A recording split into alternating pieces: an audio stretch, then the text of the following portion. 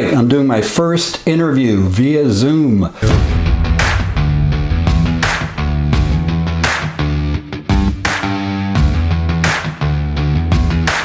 And it's with Brad Slaight. And now, the 1 Minute News Hour with Brad Slaight. And finally, Walmart is using drones to deliver COVID-19 tests to people in Las Vegas. As an added bonus, they get to bet on the odds of it actually making it to their fucking house. Join us next time on the 1 Minute News Hour, because when news breaks, I glue that shit back together. Brad is a friend of mine that I met in the late 70s in LA. We will be talking about stand-up comedy and show business in the late 70s, early 80s, and up to the present, anything else that might come up.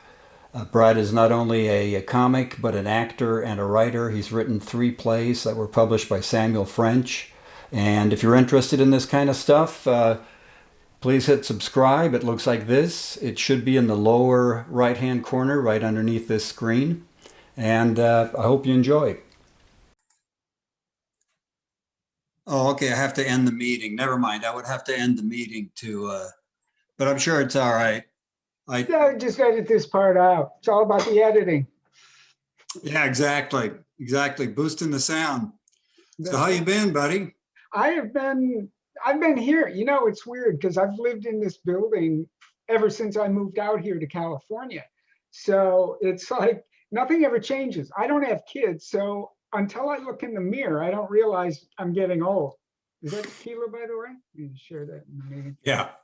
No, vodka. So, I mean, when I knew you, when I first met you at Osco's, I still think that that's the year we're in. That's how delusional I am. Yeah, I know. On the inside, it's the same for me. Even though I do have kids, but they're grown and moved out now. So. Well, that's true. But you watched them grow up. I have no, until I look in the mirror and go, oh my God, what's Ross Perot doing here? Then, then I don't. Then you don't look that bad. Older than 20. You don't look that bad. That bad. Filters and lighting, it's all important. Yeah. So it's really good to talk to you, man. I live in Idaho now, so I don't get out to LA.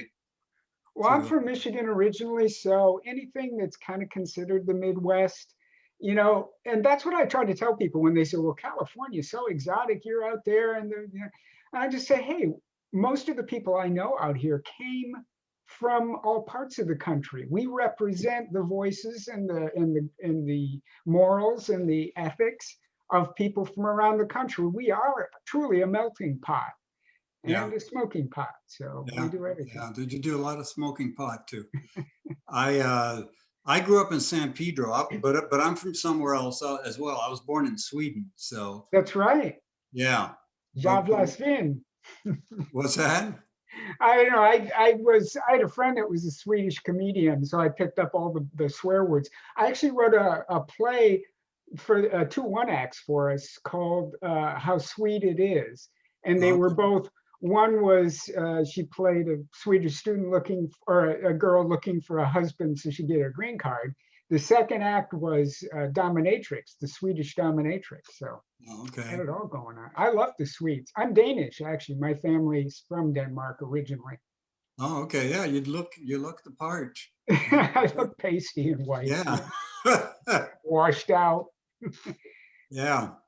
So, so I contacted you. I mean, we're in contact on Facebook. Yeah. From time to time, and we've known each other forever. I first met you at Osco's, and that was the reason for me contacting you now, because I started this YouTube channel, and I did one video. I started at the beginning of my comedy career, which was 1977 at the Comedy Store. Wow. And how I totally bombed. It was just miserable. That's the initiation for a comedian, because if you do so well your first night, you think it's going to be like that forever, and then the reality. Yeah, no, I did so bad. I didn't go back for 6 months. So mine was a horrible start. There for a minute. Oh. So then my second video, I started doing it and talking, and I thought, well, it's kind of boring just me talking. And Brad was at Osco's, because that was kind of the next step. Right. I did some after the store. I picked smaller clubs. I don't know. Did you do open mics around LA in the 70s? You know, I did a little bit of stand at the time. I was working with a comedy team. Oh, what's going on, Dick? You talking to yourself again? Well, that voiceover was a little longer, but I don't know, we're missing a few minutes. Voices? Oh, voices in the head? Hey, you're the President of the United States, not Vincent Van Gogh! Ow, ow! We worked all this. We were one of the few teams that would go. There were like 4 of us, then 3. We would go to all the places stand-ups would go. Right. Because we had the kind of act that could work there, whereas a lot of other improv groups had to have a theater and, you know, people that would snap their fingers, Right. you know, Right. because they were hip. But we rather would play with comedians than other improv groups. Oh, yeah, but did you go to play? Like, I remember this vegetarian. Natural Fudge. Remember What? that Natural Fudge. Thank you. I kept thinking Vanilla Fudge, but that's a rock band. It's a rock band, yeah. But I went to the Natural Fudge every Burt week. Smoker Deli. Which one? Burt Smoker Deli. Did you? I ever never do did that one. Yeah. Did you do the Rose Cabaret on Melrose? The Rose? Yeah. Yeah, we did that. Those 2 women that ran that. Yeah. Yeah. Yeah, no, we did. We played there a number of times. It was a fun little, a little more subdued. It wasn't like a bar club. It was more.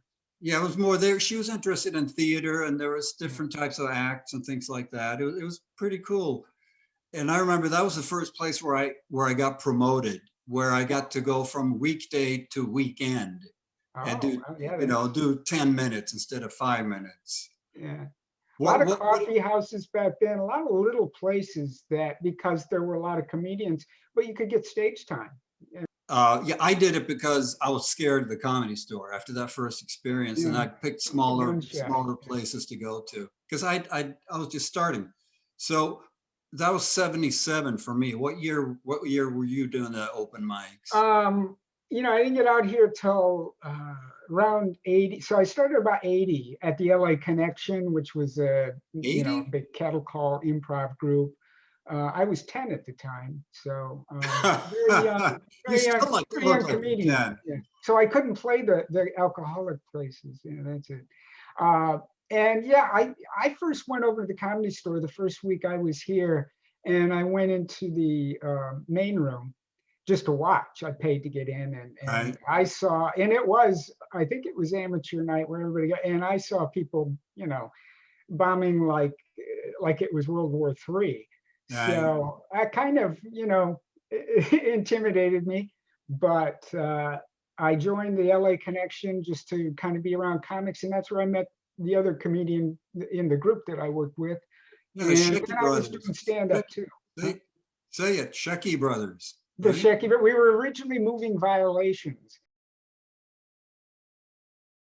When I was a little child, I would smile so sweetly. The leather belt would drive me wild when my parents beat me. I had only one good friend, leather beat me in the end. Leather is friend! Leather is friend! Leather is friend in the end! Yes. As I grew into my teens, pain was still my passion. I would pay by any means to receive a lashing. Oh, that's right. That's right.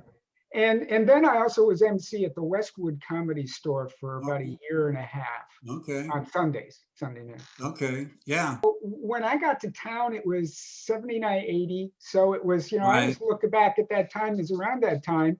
And Osco's was relatively new. I mean, when I went over there with the comedy team, and you were part of the Osco's Comedy Cave players, because she put a side group together too. No, I never did a group thing. Sketch thing, but there was Robert Schimmel and Paul Rodriguez, Pablo, aka Pablo. Yeah, aka Pablo. And David Strassman, the ventriloquist. David Strassman, that's right. I was trying to remember people. Jerry Bednob. Bednob's great. Yeah, that's where I met him too. Joan Rivers used to come down there once in a while and do some time. Yeah, I remember Martha. Remember Art Matrano? Yeah. Yeah. Martha Ray used to come down. We're talking old stuff for people that, that are under 50 aren't going to know what I'm talking about, or what we're talking about. Yeah, but it's comedy history. They may have come across the name. I mean, they're way before our time, but they Right. still, comedians never get old. No. Just And their I mentioned Schimmel in my first video there about the store. He had just come out from New York, and we stood in line next to each other, and my first time there and his first time there. And he turned out to be like probably my favorite comic to listen to, when he started hitting his stride, and it's and then he passed away, at least 10, 15 years ago in a car accident. Yeah. After being, overcoming a lot of serious illnesses too. Yeah, So exactly. It's like Kennison, supposedly Sam was, all cleaning himself up and everything, and then he gets hit by a car with guys that were drunks. Right. It's crazy. Yeah, you just never know. But Osco's, when we went down there, it was so funny because the thing Osco's had was an audience all the time, because the people upstairs would get tired of dancing in the disco, come downstairs past the ape hands from Thank God It's Friday, and they would sit there. So you had to work a little harder because, they were just cooling down to go back up and dance. So if you weren't funny, they would get up and just go back upstairs. But we had some good crowds down there. Yeah, and I should explain, or we should explain, that Osco's was a huge disco, because disco was still king at that time, and comedy was just starting to grow. Right. And so Osco's would be packed all the time, because it was probably the biggest disco in LA on 3rd. It was. So it was on La Cienega and near 3rd. where the Beverly Center is now. And now it's just kind of like every time I drive past it, it's some new. I think now it's kind of like a strip mall, but with a bunch of stores. Right. But anyway, so you'd walk in the main entrance, and there was the disco, and there was a crowd, people dancing, music blasting, and then you had to walk straight ahead till you got to the elevator, and then you take the elevator down to Osco's Comedy Cave, which was a comedy club that held about 200 people, and it was decked out like a cave with phony rocks, and it had a full bar and a full stage and full lighting, and it was a real comedy club. Yeah, it was. I mean, that's the point. It wasn't just one of those nights where they throw comedy up for a while. Osco, the owner, until the end anyway, he treated it like a separate comedy club, and it had a good reputation. There would be people, I remember, they would come up and say, yeah, we don't go to the disco, we come just to see the show. Right. But there was a rotating audience. Joanne Mayer was ran it. She ran the room. You ran the room, and she made Paul Rodriguez house MC, and I was so jealous because he owned that spot. Nobody else MC'd, and he would do time between comics, and then because of that rotating audience, he could start over and do the same bits all night long, and polish him. Yeah. Oh no, he was. That's where. I mean, not just we met him, but that's where he really, I think, discovered his voice as, as a comedian. You always know, you don't start out with your voice. It develops over time. I'm still looking for it.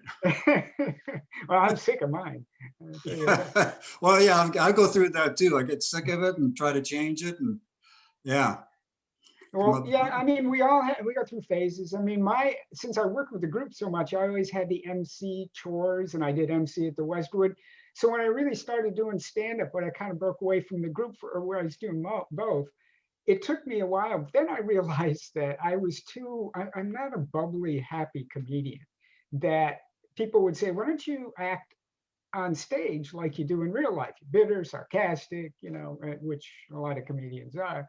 So I started doing a little darker, edgier material, and I always felt better when I got home, because killer or bomb, if you feel that you're doing honest work, you're not just phony, then Yeah. your conscience at least is assuaged a little bit. Yeah, those are the best nights. And then I don't know, did you go on the road after that and do stand up? We did some road gigs, but with a 3-man comedy team, it's a little harder. I did some solo stuff. Sometimes I would go and be there'd be an MC, then I would be the middle, and then I'd bring the other 2 guys up, and we would do the headliner spot. Oh, okay. But I was starting to get more and more into acting at that point and getting Okay. some TV parts. So that seemed the road was fun once in a while, but I don't think I admire road dogs because you guys, you play every different kind of situation. Sometimes it's great, sometimes it's a nightmare, Yeah. but you're road warriors and you really develop an act. Yeah, you get a tough skin too. You get a thick skin. You got to go Kind of through like acting. Acting's like that way too. It's like, I bet, thank you, yeah. Bobby, very good. See you later. Yeah, a lot of rejection. I studied acting and I had an agent and I got a couple of small spots, but I was horrible at auditions. It just didn't Auditions are work tough, for yeah. me. But you've done quite a bit since then. Yeah, haven't you? I mean, I do pretty good at auditions, but that's the thing. Sometimes there are people that are great actors that they're terrible at auditions and vice versa. They kill at auditions and then they get the gig but that's part of the business. It's not doing the job, it's getting the job. So. Getting the job. It's just like comedy. You can have a great video and then show up and just stink up the place. Oh, that's right. Yeah. Yeah, you recorded the one night it all came together. Yeah, right. And I heard, I don't know if it was true or not, but I heard back in the day that club owners wouldn't look at videos from the Ice House because the audiences there was always great. Ice House was it was. That was I haven't been out there in a while, but it was known as the place that if the opposite in New York, if you can't kill it there, you can't kill it anywhere. Right. It was a perfect room. Yeah. So what did you do? So you're stuck with a group for how many years before you started getting into acting?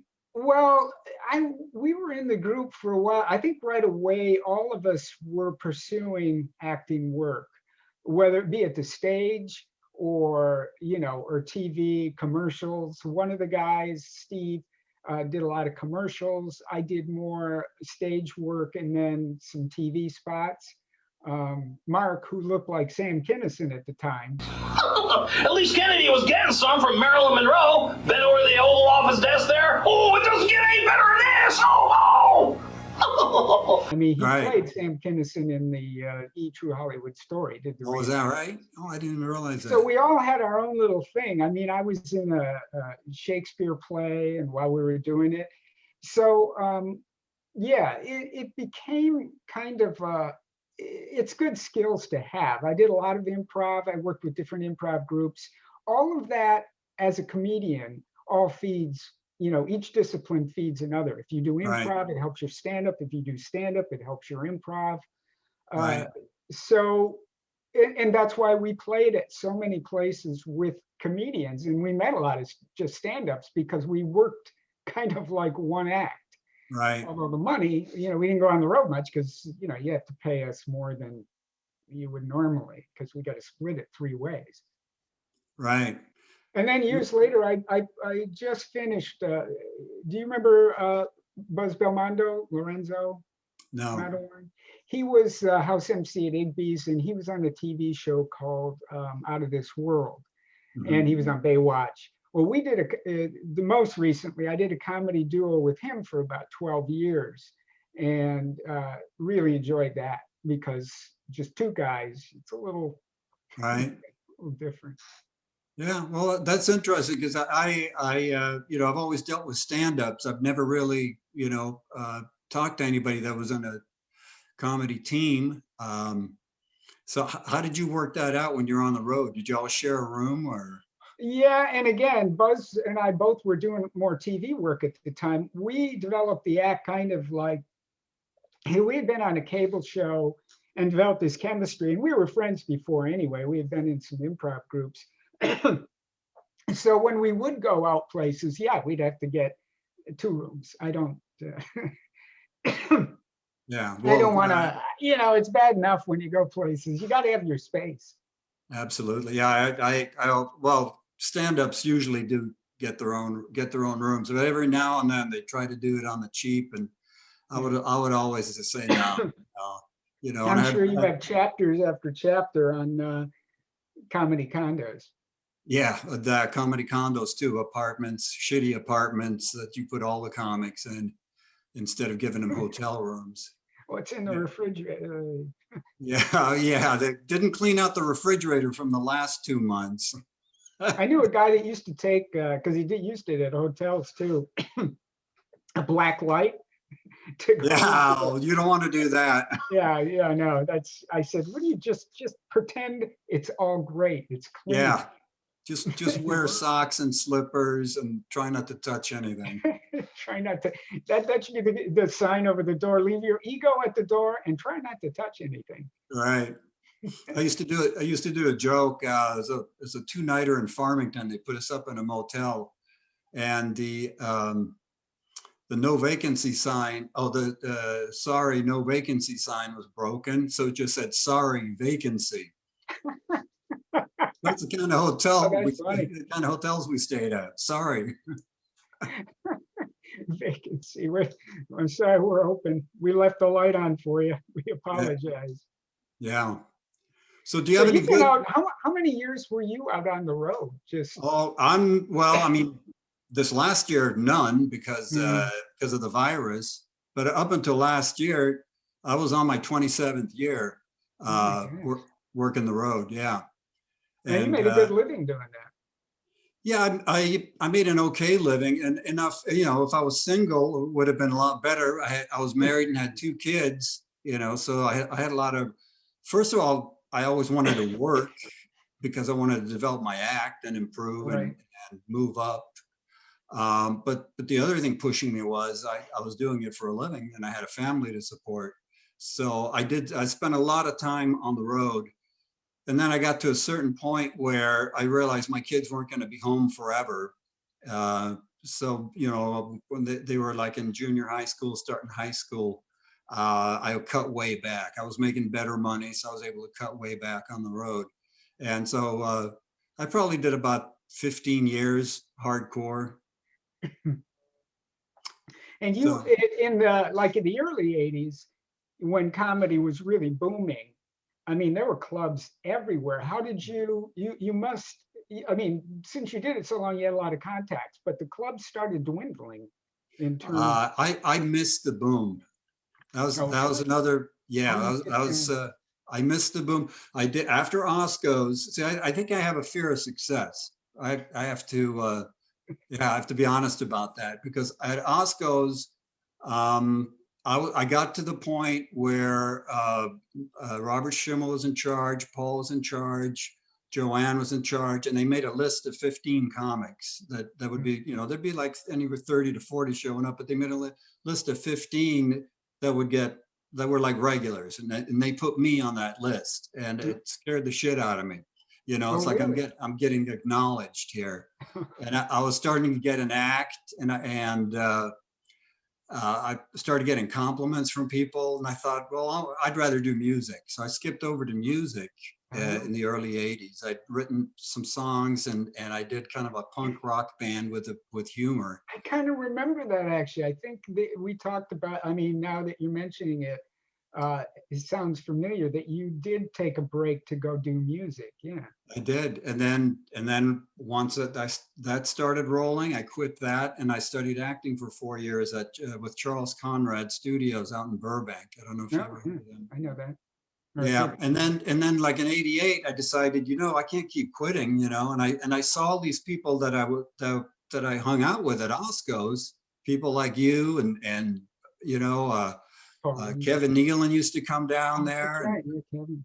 Yeah, and Diane Ford. I saw all these people like having, their career is really moving, and so I decided I got to pick something here, music, acting, comedy. So I went back to my first love, comedy, and I've stuck with it ever since. But the irony is, I left right at the beginning of the boom, and I came back right at the end of the boom, right at the peak. So I was starting to get the low-paying MC jobs right before the crash, you know, and then the early 90s it crashed, and work got a lot tougher to find. Comedy clubs. Yeah, but the thing is see, that's the arc of an artist, and the fact that there are a lot of guys and a lot of women like you who their talent. I mean, you can't keep talent down. I mean, I know that sounds corny, but you really can't. And as an artist, you have to find it's something in all of us that we have to find a way to create, whether it be music or art or dance or comedy or whatever the discipline is. It's our hobby, it's our goal, it's our dream, it's our life. And you found a way. I mean, it does. Talent finds a way to keep thriving. It's like a philodendron that just grows around shit, you know, on the wall. You don't let anything stop you because it's what you're driven to do. Yeah, I feel yeah, that way. and you don't have a backup plan because you might use it. Well, I taught high school for 2 years before I moved out here. Well, I did a lot of jobs before I started doing comedy, you know, and sure, everybody does, I think, unless, you know, let's start real young, like Chappelle was started when he was like 14 or 12. Bill Hicks was the same way. Who? Bill Hicks. Oh yeah, started real young. He started young. Yeah, never had a regular. I've been fortunate. I mean, like you, for the past, you know, decade, 35 years, I've not had a day job. Right. I worked in the entertainment business and made my living. So and what you said is a goal. You're not always going to be a star. I mean, not everybody's going to get to the level of Jim Carrey. Right. But you've worked, you made money, you made a living, and you enjoyed what you did. And that's fame isn't everything. It's something you have to do. I remember Chris Collins. I don't know if you remember him. Yes, I remember. And he was in that movie Roadhouse. Yeah, that's right. Yeah, that's right. Crazy. Yeah. Yeah, a small part, but it was a memorable part. There was one where he didn't have the $20 or whatever it was that was the joke, you know, that he bet somebody and then got in a fight over it. But Chris became a friend of mine, and so we did some road work together. And I remember him telling me, Leif, you know, we don't do this because we want to. We do this because we have to. That's exactly right. What else are you going to do? And there's so many people out there that don't realize what they want to do. So they just go about their lives. And if they knew what their dream was, maybe they would pursue it. Right. But if they never can pinpoint what it is that lights their fuse. Right. And you have to have a real need. That's another thing we talked about. You have to have a real need to do it, you know, because you get so much rejection. And it's not easy to start. It's not easy to build an act. No, it isn't. You know, it's not easy to write. You know, so you know, there's always exceptions. You know, there's always prodigies, but most people, it takes years to develop a good act, and you get a lot of no's. And to find your voice, to find out what it is that makes you, and you can feel good about. This is who I am. This is what I do. Right. Right. Exactly. So getting back to you then, all right. So you didn't do that much stand-up. You didn't do that much road. You stayed. I did stand. I'm like you. I did it. You know, I did the groups for a long time, and then I started doing a lot of stand-up, but it was kind of late. You know, and I just got to the point where, excuse me. It got to the point where I did it for fun. The stand-up, I was making money as an actor and a writer, so I could afford to do stand-up. You know how that works, but yeah. So you had a need, like getting back to that need thing. You had a need to do stand-ups. You were doing other work to support your stand-up habit. It's like drugs. It's like drugs. I'm gonna get some water. Can I come right back? Yeah. We'll take a break. We'll be right back after this. We'll be right back. If I only had a sponsor.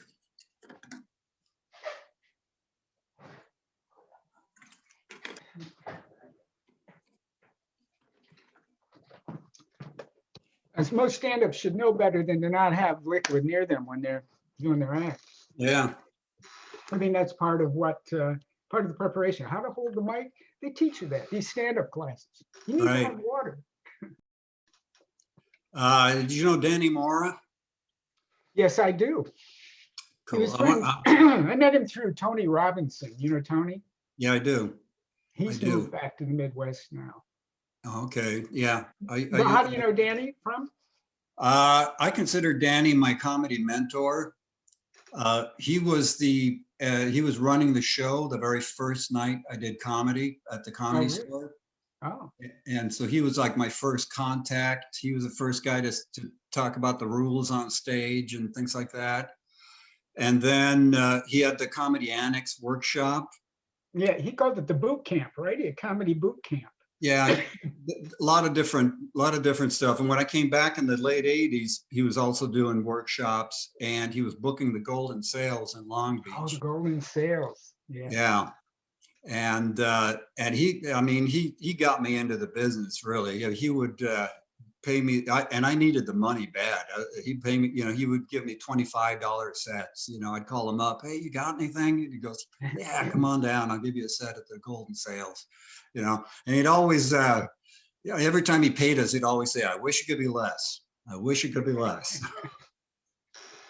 And after every show, he'd go, fooled him again. Fooled him again. Yeah, I love Danny. I haven't seen him in years, and I'm hoping to get him on an interview to talk about the Comedy Store, because he spent a lot of years. Oh yeah, he was. And did you watch the 5-part series on, I think it was Showtime, of the Comedy Store? No, I have not seen that.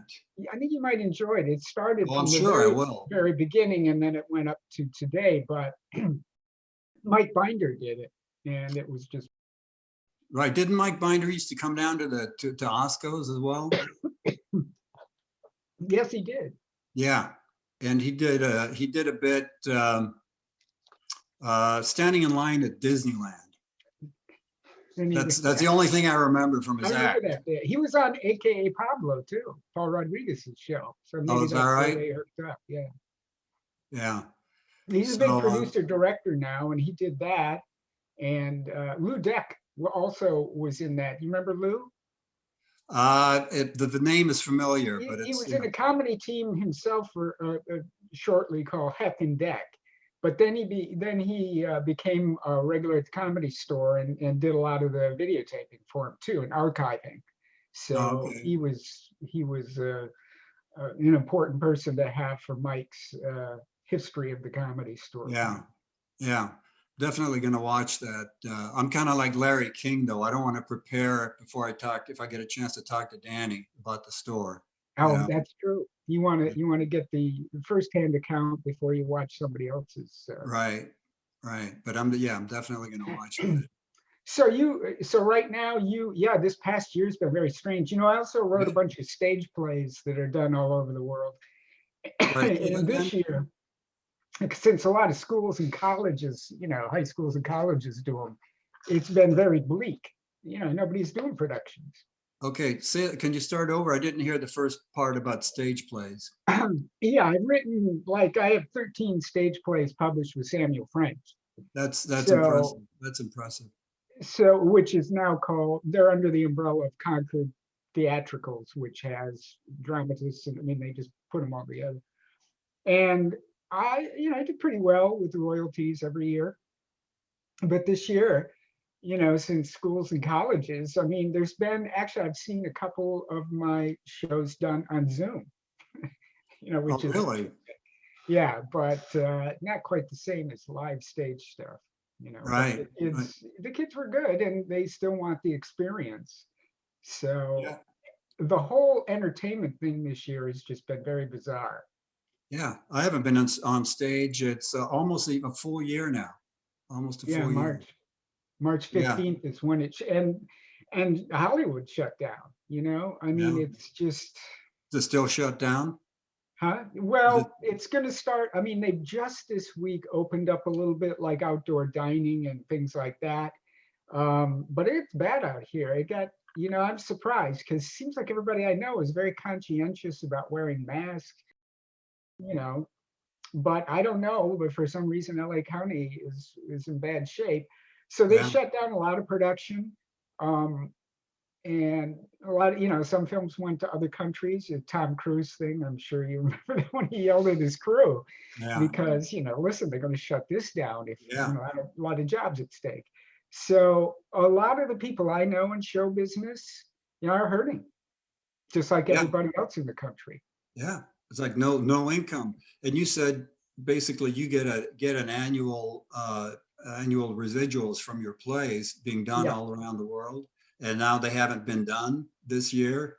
Yeah, I mean, I also do a lot of writing too. So I've done some writing work during all of this, which so unfortunately, I've still had a pretty good year. I don't qualify for a stimulus because I made enough to go over that threshold, but I have a lot of empathy because, as an artist, we all have had years in our career where, it's like rough times.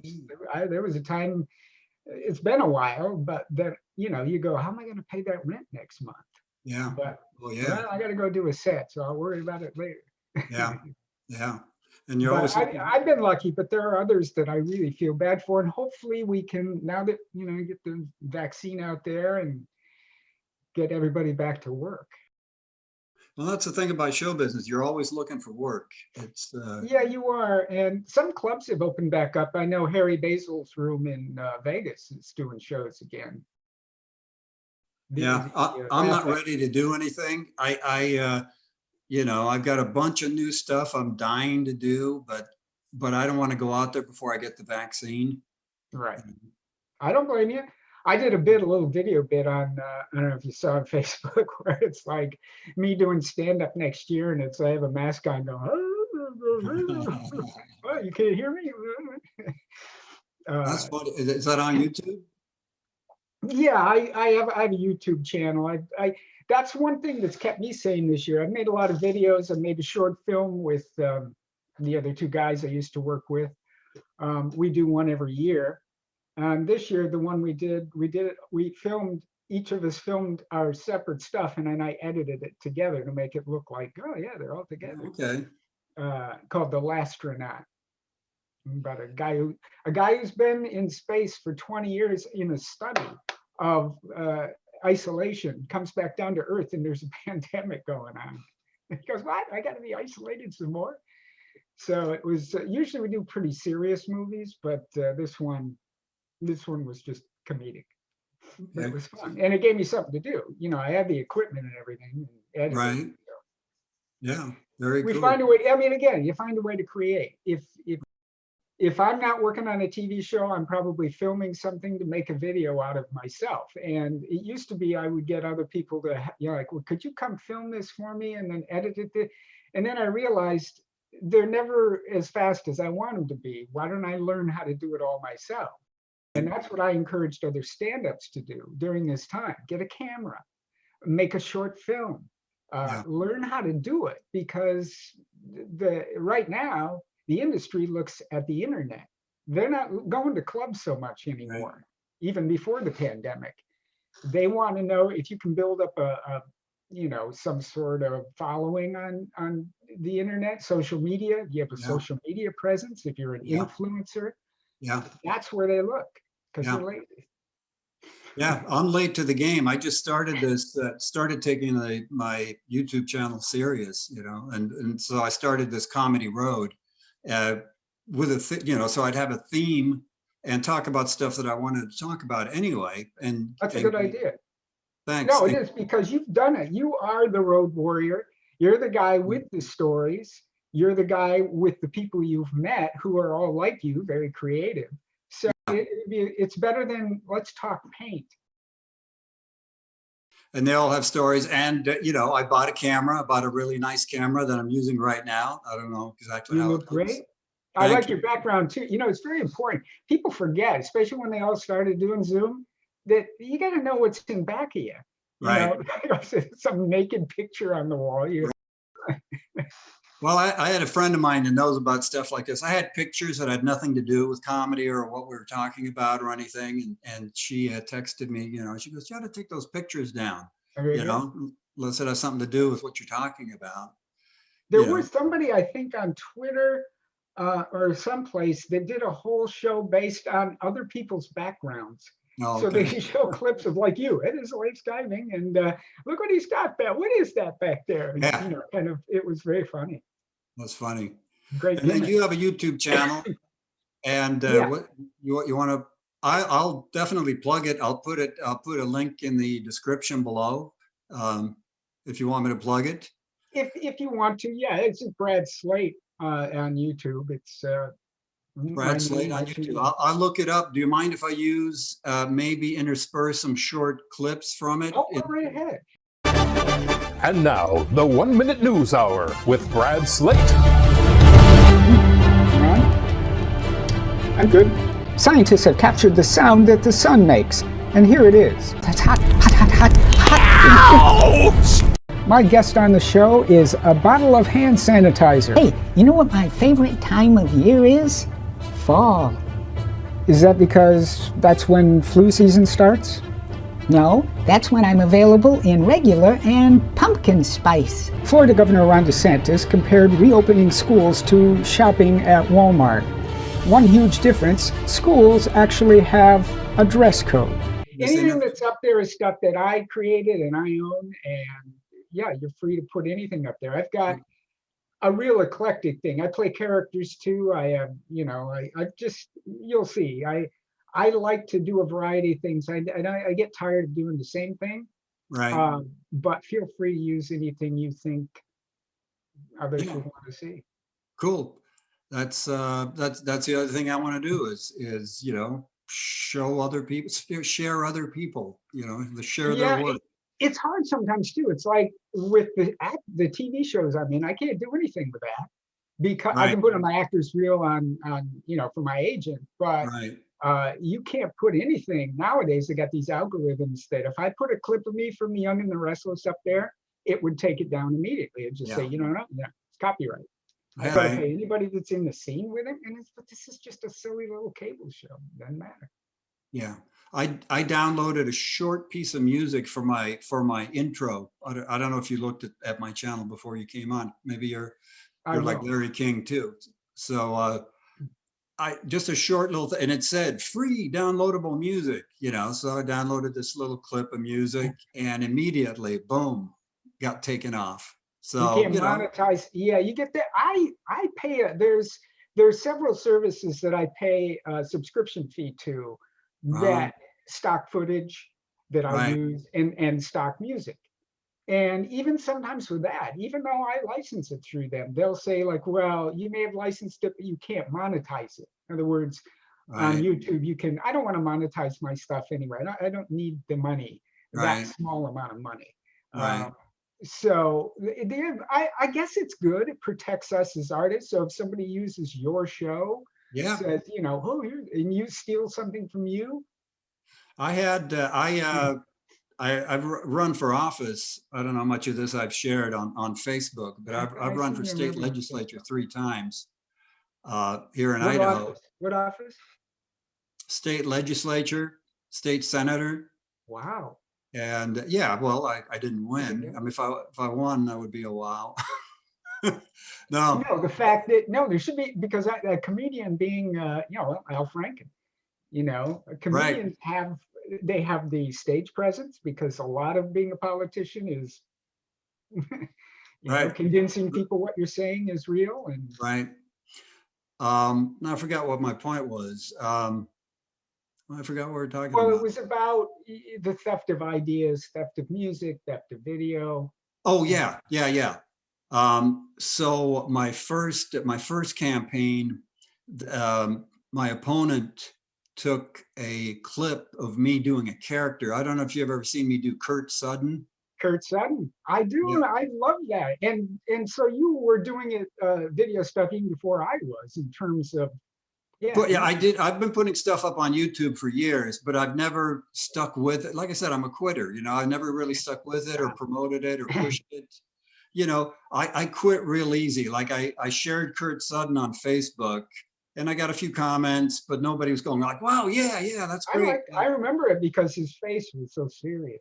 Yeah, right. So they put this, and Kurt kills in the clubs. I mean, just people love him. You know, people tell me or I've considered it, and people have told me you should do the whole act as Kurt, you know, and I've tried it, but it's hard to do a character for an hour, you know. Yeah, that's true. You know, when you want to talk about other stuff, you know. Right. Right. So, but I had this 10-minute clip of Kurt Used it Sutton. against you.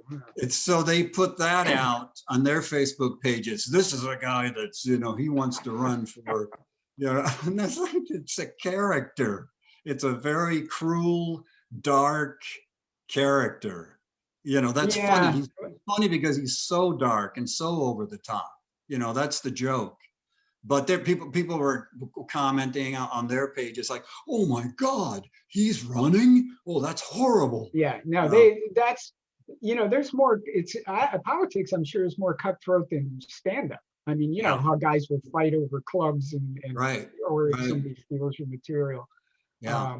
Yeah, I could see how they would use that again. It's like this whole Twitter thing with, you know, maybe 5 years ago you tweeted something really kind of controversial, but if it's kidding or whatever, it doesn't matter. It stays forever. Yeah, absolutely. And the reason I brought that Kurt Sutton video up is YouTube was fair. I made a complaint to YouTube that they were using it without my permission, and YouTube took it down. Oh yeah. So there was somebody that did one of my one acts, the entire thing, and shot it outdoors and everything. And yeah, because that was the setting, but it was a stage play. And I you know, I just thought if it would have been a good production, I wouldn't have said anything, but it was really pretty bad. So I just, and it's very easy. It's the YouTube. I own this. They don't have the rights to it. It was gone. Right. Yeah, there you go. And that's a conundrum I have, you know, with people videoing the show. It's like, yeah, I'd like him to do that, but I'd like to give permission for him to do that. But what if I have a really crappy show and they put it online? You know, then it's just like that's what's represented. And that's your material. This is this whole thing about intellectual property. Somebody stole like a meme I had made for me, and I just say, hey, you know, I don't do this for money, but that's mine. You cut off the website name, and you know. And the guy was like, instead of just going, oh, I'm sorry, I didn't know, or even making up a story, said, well, it's the internet, tough. Right. What? You know, like your act, somebody films your act and puts it out on YouTube or shares it with their friends. Maybe other comedians start stealing some of your bits. Right. You worked your entire life for that act. Yeah. Yeah. Yeah. It's tough. But that's how it works. But no, that's why intellectual property is a big concern. And fortunately, the internet is finding ways to stop a lot of that. So if I use a piece of music and they go, well, you may question if I licensed it, and I can prove I licensed it, I'm glad they did that. Right. Yeah. No, I agree with that. I use the music I use now is just from YouTube. You know, they have their sound effects, and you know, it's not that great of a library. I would think you'd play, because you're a musician, that you'd play some of your original music. Yeah, I could, I suppose. I play harmonica, so it's not really, you know, blues harmonica. This would be a different opening than most people. Yeah. Light, bubbly stuff. You get the harmonica in there. Right. Listen, Brad, maybe we should wrap it up, unless you got some stories that you want to tell. Sure. I'll tell one story, and I've told this before, that as an actor you could probably relate to. So I'm over at the Comedy Store, and we get done with the set, the three of us, in the main room, and it was a good show. Guy comes up, hands me a card. This is early in when we played at the Comedy. So he hands me a card. It's got the Paramount Studios logo on it. And he says, hey guys, I don't want to sound Hollywood, but I just want to talk to Brad. You know, which these other two guys, well, I forget us. So I look at the card, and he's an executive producer, and I recognize the name right away because he did Booze and Buddies with Chris Thompson. And he said, hey, I'm doing a pilot for a new series, and I think you'd be perfect for one of the parts in it. Call my casting person, and her name was on there too. He wrote it on it. Call her tomorrow and set up an audition. I'm thinking, yeah, I don't sleep all night thinking, hey, this is it. This is how it happens. You know, it's better than sitting and eating ice cream at Swenson's. So I call her up, sure enough. Oh yeah, we've heard about you. Come on in. And so I go in to read for her. And so I read for this part and she goes, well, you're not quite, I don't really see you for that, but there's another part I think you'd be good for too. I go, okay. And she goes, well, here's the scene. Do you want to come back tomorrow? No, I'm a good quick read. So I go out in the lobby and she goes, well, just let my assistant know when you're ready to come back in. So I look over the scene and I'm nervous, I'm crazy. I go back in there and I'm doing the scene with her and she's playing the other part. And we get to a point and she stops and looks up and she goes, I gotta say, you are amazing. And I go, oh, thanks. I thought it was going pretty well too. It's a good character. And she goes, that's the next line on the next page, Brad. You are amazing. And it's like from that point on, yeah, I was crushed because obviously, you know, I'm not going to, she goes, well, thanks for coming in, which, you know, but it helped me in future auditions because when you go in for an audition, you've got to be in charge. You got to be the one that's calling the shots. Right. And if you're nervous, if you're intimidated, you're going to be a little bit anyway. But if you can find a way to make whatever you're doing, you know, it's the only thing you have is you're there. They want you to do well. Right. So do well and be prepared. And from any audition I go into now, I prepare for it because that was so embarrassing. Because I think I should have, if that happened, I go, well, then the script is right. I am pretty amazing. Yeah. Yeah, you could have made something out of it if you. I could have, yeah, improvise like in a club when a phone rings or whatever. Exactly. So that's my big start of show business story. How your dreams can be dashed in a day. Yeah, but you learn from them. I did. Yeah, that's the main thing. You got any other stories? Because that was a pretty good one. Well, I mean, we all have the stories. I mean, I look at. One more, and then I. All right, and I know you got to go, so we're gonna let you go after this. I was doing I did a home video with Stuart Carl, who is the late Stuart Carl. He was the guy that created the whole home video market with the Jane Fonda tapes. So he started expanding because those things started making a lot of money. His idea was he wanted to do something real current and political and get it out there quickly. And, you know, for like $10, because the other tapes would go for 30, 40 or whatever, and in comedy. So he decided to do a comedy tape on Dan Quayle, you know, because everybody was doing Dan Quayle jokes. Is how long ago it was. So at first he was just going to have stand-up. So I was there with Phyllis Hamlin, and I don't know if you remember Tom Sheikman and Bobby Kosser, and a couple other people. And so he got 5, you know, stand-ups we were just going to do Dan Quayle material. Well, I pitched a couple sketches at him and he really liked them. And so they expanded a little bit and I played Dan Quayle in a number of the sketches, you know, because I look so much like him. And so anyway, make a long story short, we get the tape done. It turned out pretty funny, I thought. Put some money into it and he got it out in Walden bookstores, J.C. Penney, all these stores. I went on radio interviews.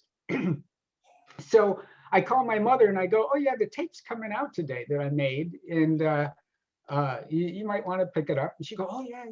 So she had been remodeling her kitchen. So she remembers, oh, I gotta get that tape. And she doesn't clean her, so she had paint on her and kind of, you know, messy. She drives down to, I think it was J.C. Penney. She goes in there and she buys like 5 of them. And she puts them on the counter and the guy goes, wow, you must be a big fan of Dan Quayle. And she goes, I'm Dan Quayle's mother.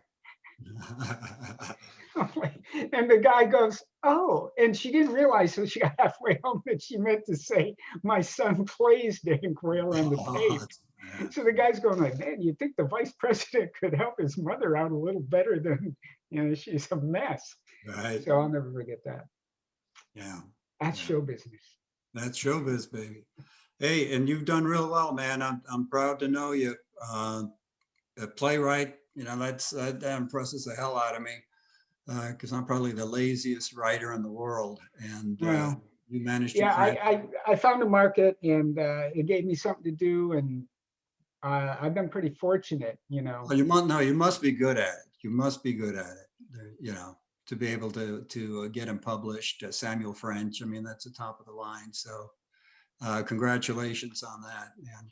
It's been for all of us, so you, me, and a lot of the guys. We think about the guys we started with at Osco's and these other Right. clubs, Right. and the route and the journey we've all taken. Some, you know, gave up years into it. Others Right. stuck with it. Others Yeah. found different ways to be creative.